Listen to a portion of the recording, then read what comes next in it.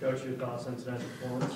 Well, I mean, defensively we just totally dominated the game. I mean, that's just how it is. When you have 65 scholarships like they have, that's hard. I mean, it's a hard. I've been there. I've done it, and I give them a lot of credit. I thought Idaho State played pretty good on defense in the first half, but we just dominated so much defensively against them that it was very, very difficult. And then I thought offensively, as time went on, we got a little bit better with the running game, and I thought Danny made some good throws. I thought we dropped a lot of balls, probably 3 touchdowns in that first half. So, and those guys are good receivers. They don't drop it very much, so it's not like I'm worried about it happening all the time. But and I thought Danny played well, did some darn good things, and I thought that Brock came in and did some good things too.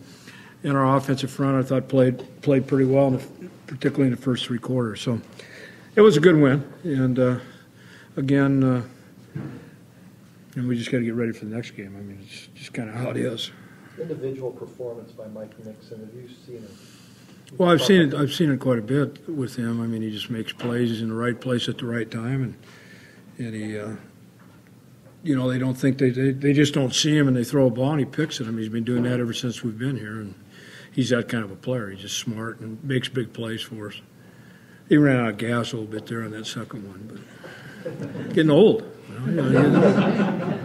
Danny said he had good hands for a receiver tonight, too. Yeah, right. He probably did. Yeah, probably did. Yeah. How much of an impact did Drogic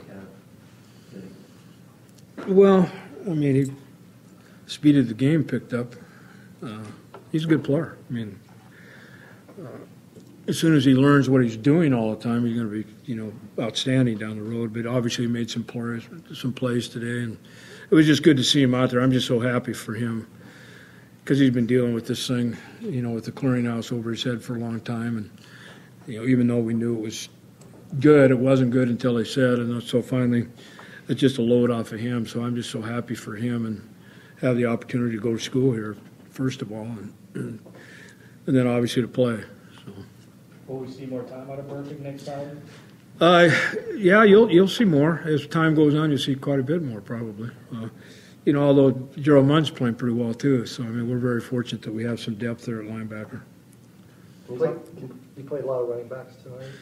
Yeah, we did it by a Senate committee tonight. It's not even a committee, but yeah, we wanted to see them all. Nobody, as I've said before, nobody's really jumped out, and Dimitri's been the most steady guy, and then they all actually had some good things that happened to them. So, but as we get into games, I mean, we've got to cut it down. So hopefully we can make a decision in the next couple of weeks.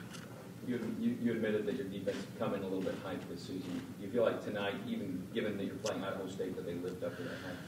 They're good. We're a good defense. We got some depth, and we weren't playing with all our weapons either, and we had some guys that were out. So, again, and nothing against Idaho State by any means. Like I said, I've been there, and I got great respect for that program. But we won't know until time goes on. We're exactly where we're at. Period. So, I would have been disappointed if we wouldn't have dominated like that. I guess that's the best way to put it. What you said about the rotating backs, and what you think about Cameron Marshall tonight?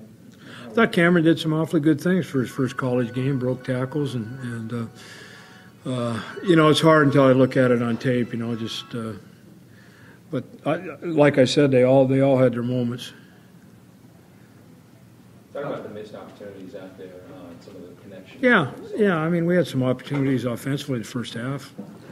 Ridiculous. I mean, we got it down there. We got turnovers. We got down there, had opportunities for touchdowns, and didn't make the play. We had, it happens, but I think there were 3 or 4 touchdown passes that could have possibly been had we held on. So I don't think that's going to happen very often with those guys. So like I said, they're proven. They've been around. So I'm not – it's just one of those days, I guess, or nights.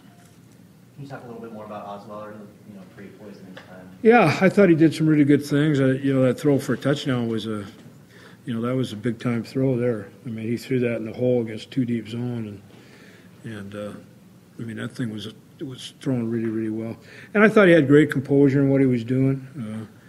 he didn't throw it a lot because of the situation in the game, but it was good to see him play, and he'll continue to grow as time goes on.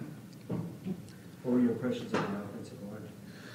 It's hard to tell. I thought we played pretty well on the offensive front. I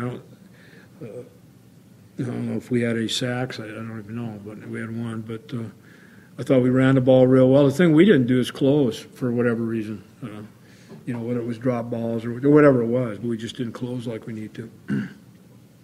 Did you sense any anxiety or nerves prior to the game from Danny, or even early on in the first half? I don't know that he was nervous. It's the first time he's really played. And once he got in there after the first series or two, I thought he settled down and made some good decisions. There were times he got out of the pocket a little quick. That's a natural thing. But once he got in there, I thought he settled down, did some really good things. And you're okay with him taking off and running for 17 yards? Yeah, as long as he goes 17 yards.